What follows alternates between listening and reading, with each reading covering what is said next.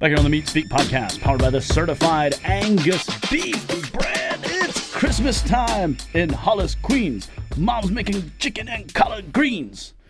It's a chicken reference, okay. I know, but I haven't found any good Christmas songs. We gotta work on that. Yeah, we gotta get there. Right? That said, I'm Bryan Schaff, your resident Sam the Snowman, and joining me here on the island of misfit meatheads are meat scientist Diana Clark, who is not a cotton-headed ninny muggins, and the big man himself, who knows if you've been good or bad, Chef Tony Biggs. Guys, we are talking about Christmas, and the Christmas season is upon us, and we're going to cozy up and roast some beefy goodness around the fire, talking about the real holiday hero, the butcher. But before we do, right, let's talk about some holiday traditions with you guys, right? Of course, I'm from Northeast Ohio. Diana, suburb kid from Chicago. Chef Tony Biggs, all the way from New England, right, in Boston, outside of Boston. Right? Yeah, talk to us about some of the traditions that you guys have, and specifically, what are you guys putting on the table every year at the holiday season? Yeah, well, growing up in New England, of course, lobster was a to-go, always a to-go item. Fresh fish like scrod or clams or, oysters, something like that is always on our table. But I would say more of the lobster, right? But, as we grew older, and we like beef as well. And we had a really nice little hibachi barbecue outside. You remember those little hibachis? You could put 2 steaks on them. It was very small, right? So you could get probably a pound of charcoal in them. But we would flare that up, and we would put a T-bone steak on there, right? And just cook it up, medium rare. We had 4 people, so we had a little bit of lobster. We had a little bit of beef to go with our menu. And, of course, all the different side dishes, the B&M baked brown bread that's in the can. We would steam it. The homemade baked beans. Things that from Boston. So we try to keep that tradition. Of course, cranberries, they come from New England, so down in the Cape. So, of course, we would do different types of cranberry sauce. And I don't want to embellish, but I make a pretty good one with oranges and jalapenos. So if you want to kick that up a notch with a little bit of jalapenos, that's really, really good. Sounds delicious. Now, you can't get that in a can, though, correct? Because something about cranberry sauce in a can, or it comes out and holds that that's shape. Cranberry jelly. Okay, so there's a little bit of a difference. Yeah. So when you're talking about cranberry jelly, that's in the can, with the ridges around. Yeah, it's delightful. That's kind of nice, right? And I really actually like that for the day after Christmas and Thanksgiving in my sandwich. Yeah. Yes. Okay. Yeah. That's the best eaten. I know we're a beef brand, but I love my turkey sandwich with a little bit of mayo and the stuffing and the cranberry sauce and black pepper and a little bit of hot sauce, lots of mayo, and a good crusty artesian bread. Oh for my that gosh! crunch. It's delicious. Oh my goodness! I'd eat that. Sounds really good. And how about yourself? Well, so my mom is 1 out of 11. So Christmas Eve we'd spend with her family, but you can imagine that with all children. There was probably like 60 to 70 people shoved in a house that was too small to fit. But of course, being from Chicago, we had your roast beef sandwiches. Typically is what we would eat.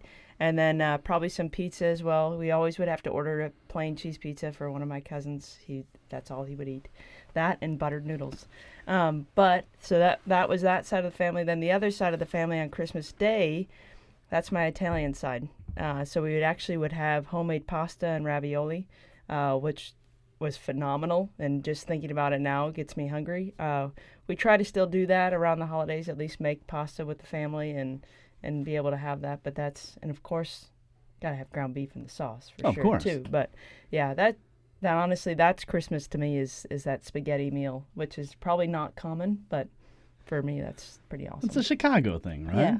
Yeah, I that's can get on Chicago board with that, Italian. right?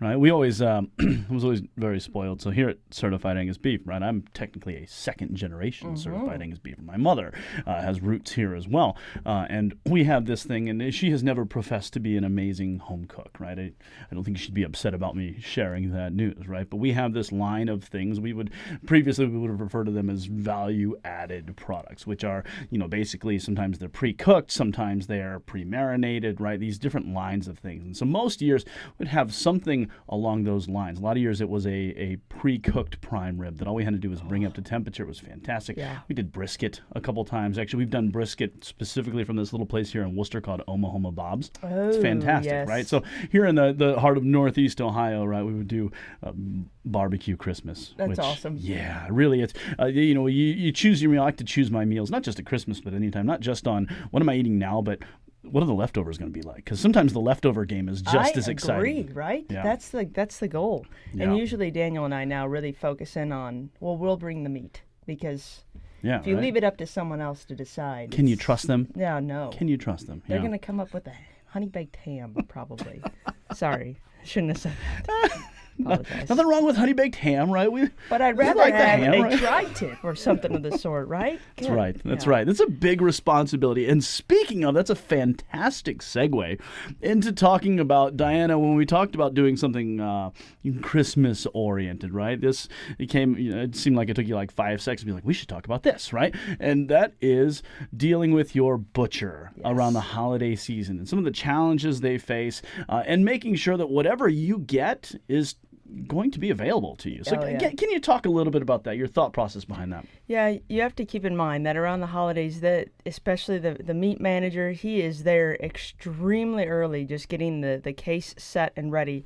So it's full and ready to go, but then also still trying to cut orders that have called in. And majority of shoppers for the holidays will go the week of, probably 2 days before. So this man is trying, or woman, no need to gender specify there, but they're trying to set that case and get everything ready. And then you have all these people coming up to the case as well. And so you're going to probably be a little bit short-staffed. It's the wintertime, kids are getting sick, you have people taking off for the holidays. He probably, or she, has not slept very much.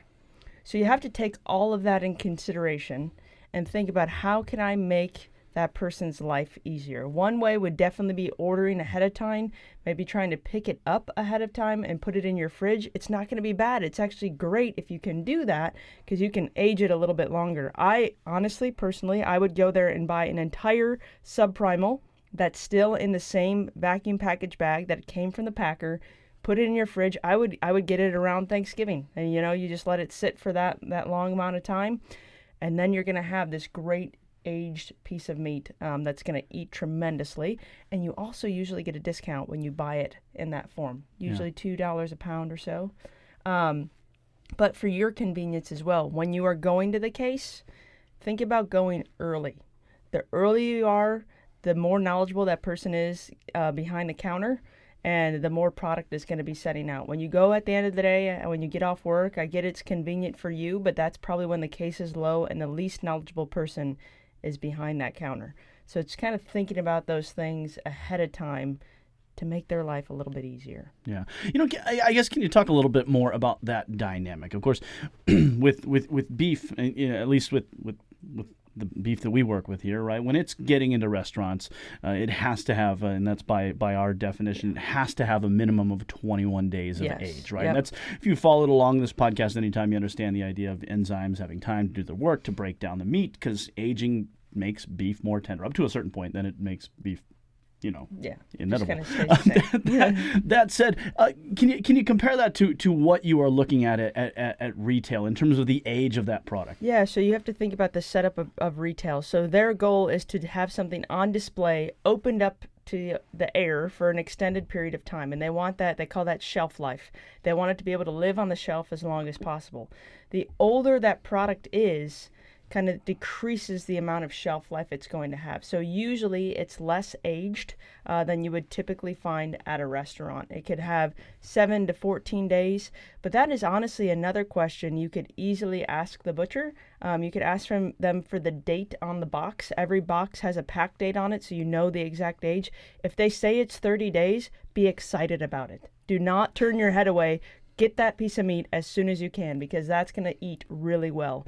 So it's little things like that. And sometimes they don't really know what you're talking about, but if you say that there's a date on the box, they usually can, oh, yeah, I know what that means, because from an inventory standpoint, they have to follow that typically. Interesting. Well said.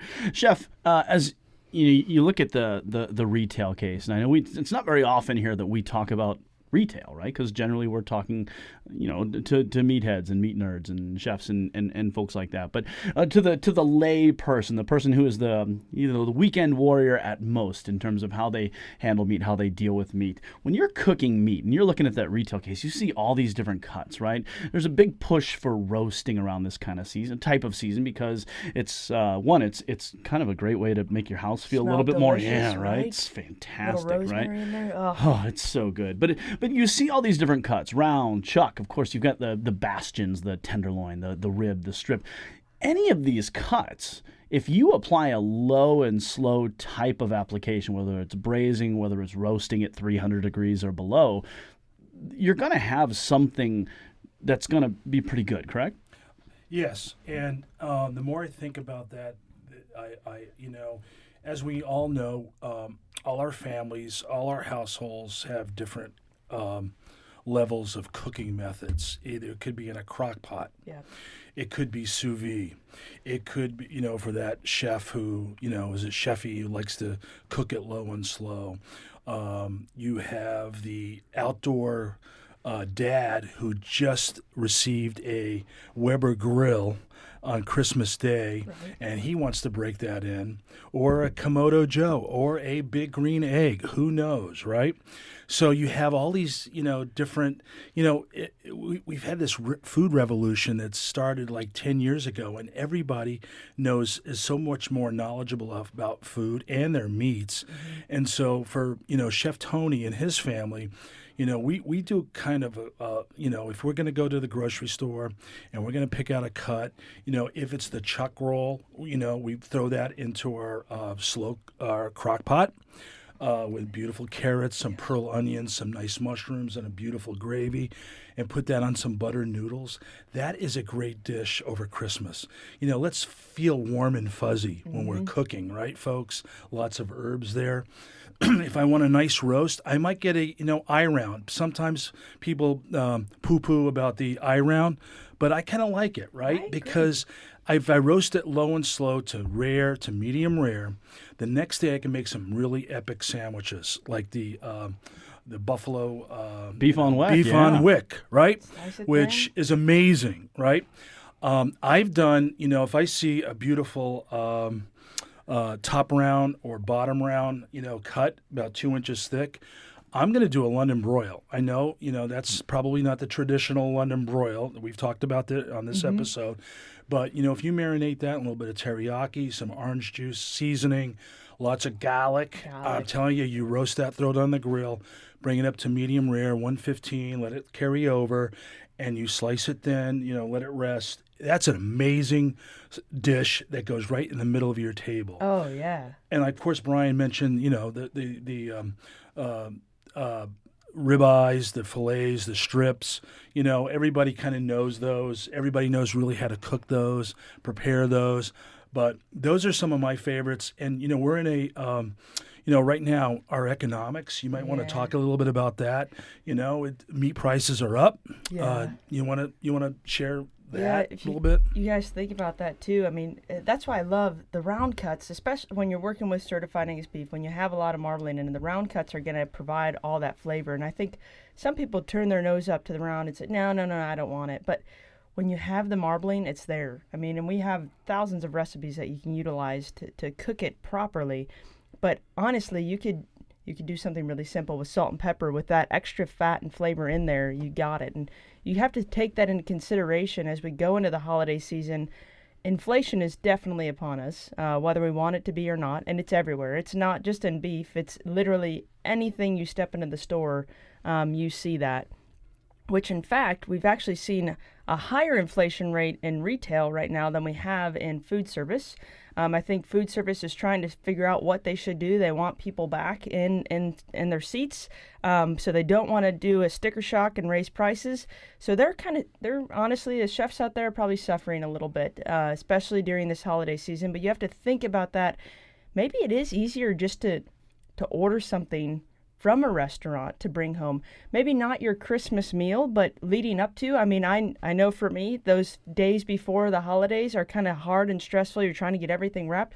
Just go out and buy something and bring it home. I mean, the quality is going to carry over for sure, and it's delicious, and you're not going to have as big of a sticker shock, and also you don't have to do the dishes. I mean, that's right. Isn't that the beauty behind stuff? That's a good point. And I'll tell you what, tis the season where everybody and their mother calls me, Chef, I need a recipe for this. I need a recipe for that, right? And this is where we can plug our Roast Perfect app. Yes. On the www.certifiedangusbeef.com website. Mm-hmm. We have lots of recipes. Go there, download the Roast Perfect app. Bryan will probably mention it in a few minutes again. We have lots of recipes for roast, everything you can imagine. Do it. Do it now. Yeah, I think home cooks sometimes shy away from roasting beef in general because, there's an element if you don't have a lot of experience, you're walking a tightrope, right? And if you overcook it, it's a lot of money that you've put out for an overcooked piece of meat. So, yeah. Yeah. Yeah, can we talk about that as we go? And I feel like this is a great conversation to have with both restaurants and home cooks. Of course, inflation aside, every year this time of year, rib prices go through the roof. Everybody wants standing rib roasts. Prime rib. Yeah, right? rightfully so. It's the king, right? But that said, anatomically speaking, right, while the rib is so high, that strip loin, which sits right next to it on the carcass, beautiful cut. Is always available at a much, much friendlier price, right? And that's both retail and in restaurants as well. But anatomically, that muscle, I'll try my Latin on you here, right? The long and dorsal. Longissimus dorsi muscle. Yes, that is the heart muscle of the ribeye. So peel off the spinalis. That's that. Yep. That turns into the strip, right? So when you get a strip, that is the same muscle. If you go back to episode 1, we talked about tenderness rankings. I mean, they're so close, they're pretty much indistinguishable to the palate. So if you're not sold on that spinalis, dude, get a strip this time of year. Yeah, seriously. And you also have a great fat cap on that strip loin, which you don't have on the ribeye. So kind of what you're sacrificing in and not having the spinalis, you at least get that fat cap to add that back in. You can do your exact same prime rib recipe that you've passed down from generation to generation on your strip roast. And that's what's the beauty of it. So you just thinking about that as you go into the holidays, and that's an excellent option. Great from a carving station standpoint, right, Tony? Amazing. And actually, it's less time to cook if you think about it, because it's not as thick as the whole standing rib roast. Yep. So your time has just been cut in half. If you stud that strip with rosemary and garlic and a beautiful seasoning, when it comes out of the oven, you want to take a photo. You want to have that passion to serve that on a beautiful platter with roasted potatoes for your family. It's amazing. You will cut down the time. Just make sure you don't overcook it. Take it out at 115. There's going to be a little bit of carryover cooking. Let it rest. Serve that with an onion, a black pepper gravy. Wow, that sounds delightful, right? And again, to Tony's point that he already mentioned, there is an app for that, and it is an app that I proudly stand behind. If you go to, obviously, Certified Angus Beef, has a link to it. You can also go to your app store on Apple. You can go to your I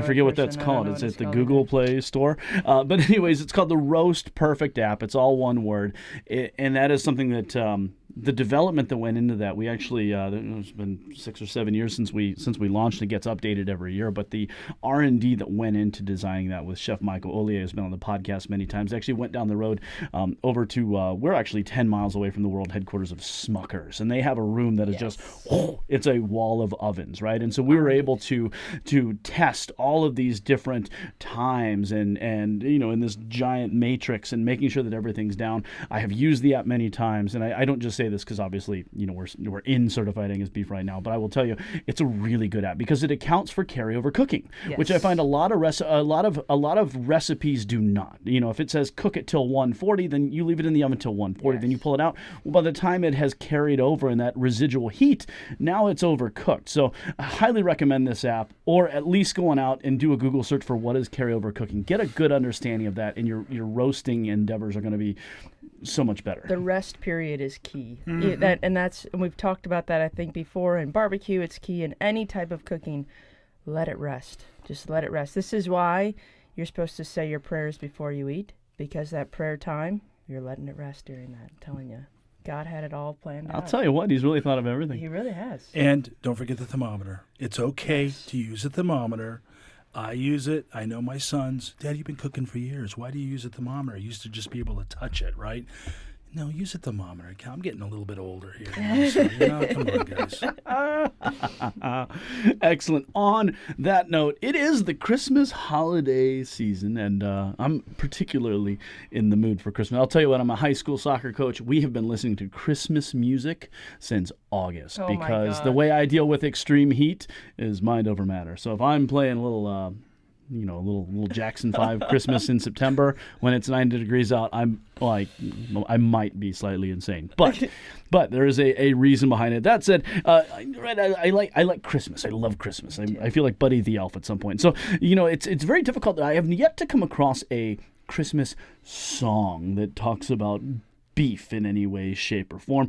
So I went ahead and came up with a couple of them. I thought, All I Want for Christmas is Lot. Ooh. All right. I feel like that one might fit. I also like, of course, the Jingle Bell Mock Tender is also. And of course, because I have a lifetime of loving all things Christmas. The New Kids on the Block album, Christmas album, right? All the way from Boston Boys, right? From I think it's like 1991. My brothers used to sing that to me. It's a great one, right? It's got all it is there. I think there were 5 of them on a sleigh. It's amazing, right? That's I think I hilarious. still have it somewhere on cassette. They have, of course, you did probably know this. New Kids on the Block are a big fan of dry aging because they have a song called Funky Funky Christmas. So that one I didn't even have to tweet. We didn't have to change anything on that. Right. Just makes you feel all warm. Well, these are and fuzzy, top right? 10 hits. That's right. So before we tear into the next bit, right, I love Christmas music. I love Christmas movies, right? What are some of your favorite Christmas movies that you always have to watch in the holiday season, Chef?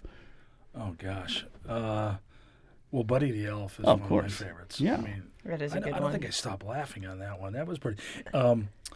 Christmas Vacation with Chevy Chase. Yeah, you got to have I love George Chevy Waltz Chase. in there. I mean, know. he was really one of the funniest guys. He is. Seriously. He's just so plain about it. And I then, love it. what was the movie with Bill Murray? He's like Scrooge. Is that what he was in? Oh, Scrooge. Scrooge, Yeah. yeah. Yeah. That was pretty funny too. Yeah. Yeah. So I would say those are. We those always are have to pretty watch good. the Home Alones as well. Home Alone. Yeah. Oh, that's Without a really doubt. good. Yeah. Yeah, especially Chicago suburbs. Again, you feel like you got that connection there. That's It's right. like, that could have been me. It's like your day, right? I saw this kid LaGuardia by Airport. Where's my kid? Every time I walk through walk through O'Hare, I swear I think of them running down that lane of trying to get to their airplane to France. You've been there, right? Oh yeah. That's right. Yeah. Right. I'm such a fan. I love. I mean, there's so many of them, right? You know, one of my favorites that always kind of gets overlooked is the Sesame Street Christmas.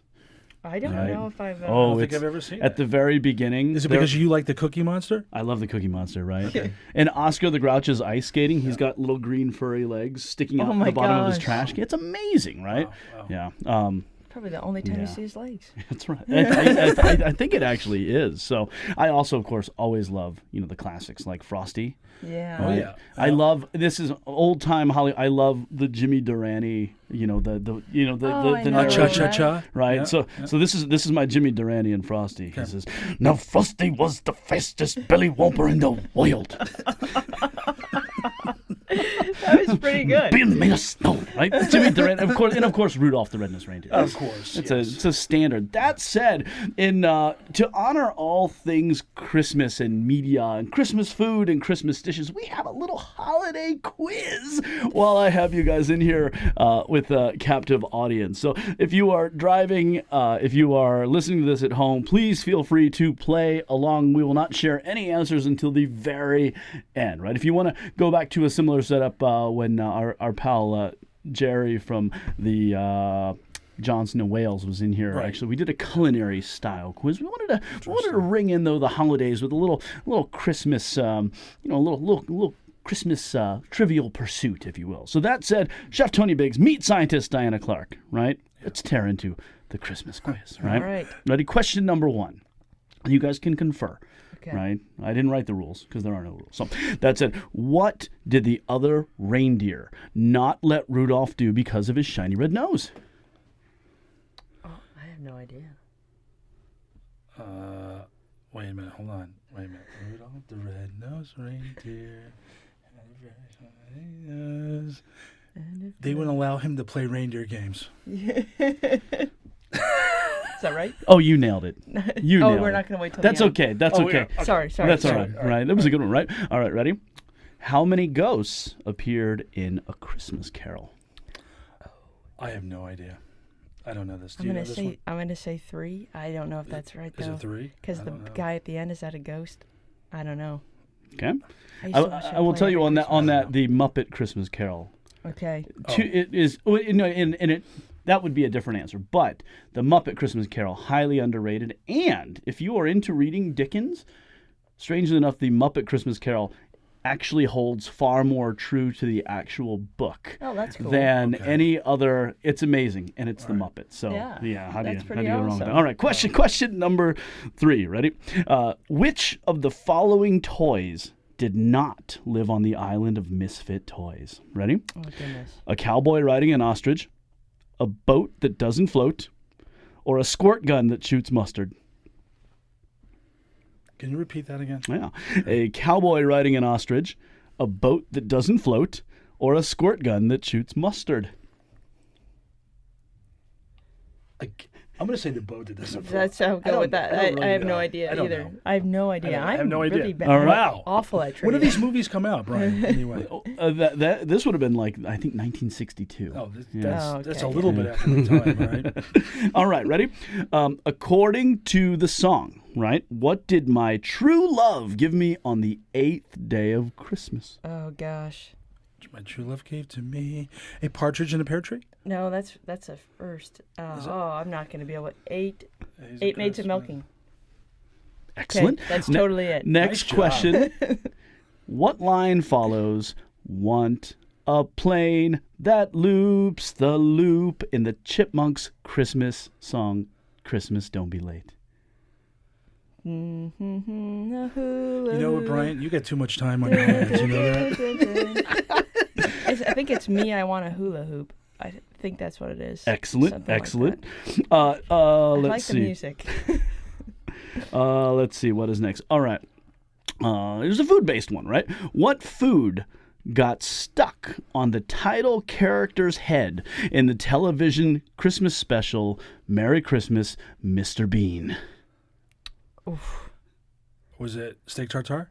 It was not steak tartare. That's a great episode, though. Did you see that one? Oh, many times. It's really good. I have not seen Oh, he ends up because he thought he was getting steak and tartare showed up, right? And so the whole episode is him like hiding tartare in different, like hiding it in like the sugar jar, Oh, that's hiding it in some hilarious. lady's purse. Like, It is really All right, I'll have to funny. watch that. I it's have not fantastic. All right.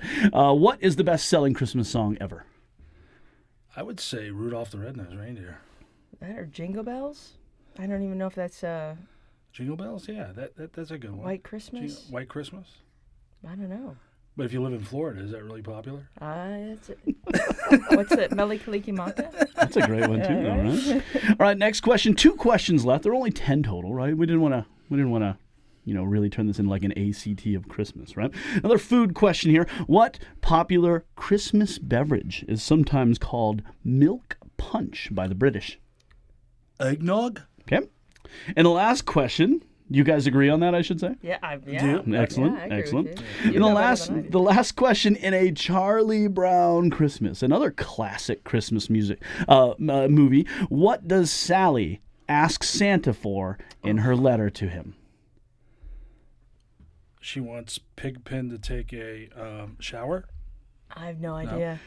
It's been so long well, since I've seen it. Ice skates. We've got to brush up on Ice our skates? Christmas I know. knowledge. All right, let's go down through the list. Right. Okay. Question number 1 was, what did the other reindeer not let Rudolph do because of his shiny red nose? That, of course, was, you nailed it, join in any reindeer games. Nice. Way to go on that one. Poor Rudolph, right? Thank you. Right.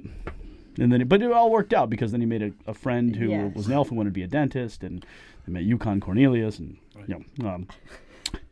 how many ghosts showed up in A Christmas Carol? The answer is 4, right? Because there were 3, right? The ghost of past, present, and future, and then but then there was Jacob Marley. that's why I said I didn't Yeah. know if that. Okay. Yeah. Okay. Which, if you watch the Muppet Christmas Carol, it's not just Jacob Marley. It's Jacob and his brother Robert Marley, which is Bob Marley, which is very That's funny. funny. Yeah, that's funny as Yes. well. All right, the next question was, which of the following toys did not live on the island of misfit toys? Well, I'll tell you who was, right? Because they say it like this. The guy says, a cowboy riding an ostrich, right? Was one of the toys who was there. The other one who did live there was a boat that doesn't float, right? So the toy who did not exist was a squirt gun that shoots mustard. He actually shot grape jelly. Yes. All right. The next question, what did my true love give to me on the 8th day of Christmas? 8 maids of milking. You Yes. crushed that one, got of it. course. You got it. The next one you also got correctly. What does Alvin want after a plane that loops the loop? You want I want a hula hoop, of course, right? A couple more. The best-selling Christmas song ever, White Christmas by Bing I did Crosby. call that one. Yeah, You nailed it. Dang. Even in Nailed it. Florida, right? Dang. Nailed it, That's right? a great song. The last 3, what food got stuck on the title character and in his head on Mr. Merry Christmas, Mr. Bean? That was a turkey. Oh, duh. Yeah, the right. He gets images. remember, he gets his head stuck Yes. while he's looking for his watch in the turkey. Right, happens all the time, right, Jeff? Yeah, absolutely. course, right? Yeah, I don't wear a watch anymore. I mean, have you seen Friends? I have a phone. So good, right? By the way, that is, if you haven't seen Merry Christmas, Mr. Bean. I need to watch it. It's when he has to test his lights at the store, right? It's like a Macy's type store, Okay. right? And he goes to unplug lights to plug his lights in, and the entire store goes dark. It's British humor, yeah. Always, I love you know, Mr. Bean, yeah, yeah. right, it's so funny. The next one you also got correctly: popular Christmas beverage called Milk Punch by the British. I did not know it was The called Milk eggnog, Punch. right? I'm going to call it That's a Milk great Punch title, from now yeah. on, right? I know, that sounds better. Right. And the last one, and this is a tough one, right? Because you've really had to see a Charlie Brown Christmas multiple times to pick up on this. Yeah. The direct line in Sally's letter to Santa Claus, she said, if all this seems too complicated, make it easy on yourself. Just send money. How about 10s and 20s?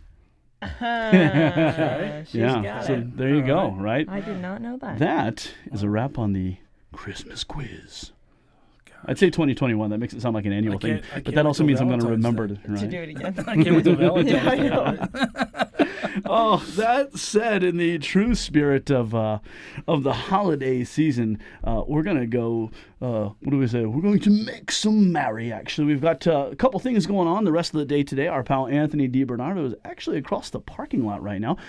He has a whole 4-quarter on a hog cooker. Right? It's pretty revolutionary beautiful. stuff. So we are going to head over there. We're Smells going to beautiful. make some merry with the whole 4-quarter. 4-quarter includes what? The chuck, the brisket, the shank, shank. Yep. And the chuck is the chuck roll, the clot heart, mock tender, Yeah. terrace major.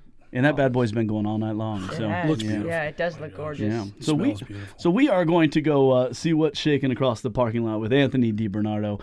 That said, if this is your first time listening to the Meat Speak podcast powered by the certified Angus beef brand, know that you can find us across all of your major podcasting platforms: Google Play, Apple, Spotify. Go to the Apple icon if you would. That's the little purple button.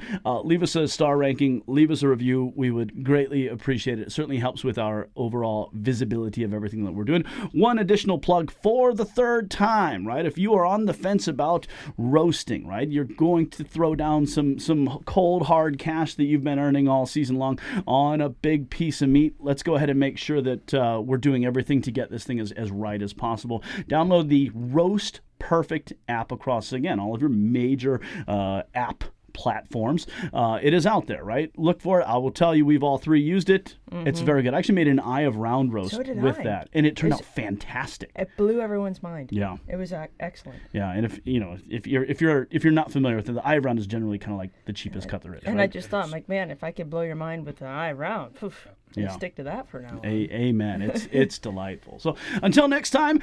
Have a Merry Christmas for Chef Tony Biggs, meat scientist Diana Clark. Merry Christmas, everyone. Merry Christmas, everyone. Christmas.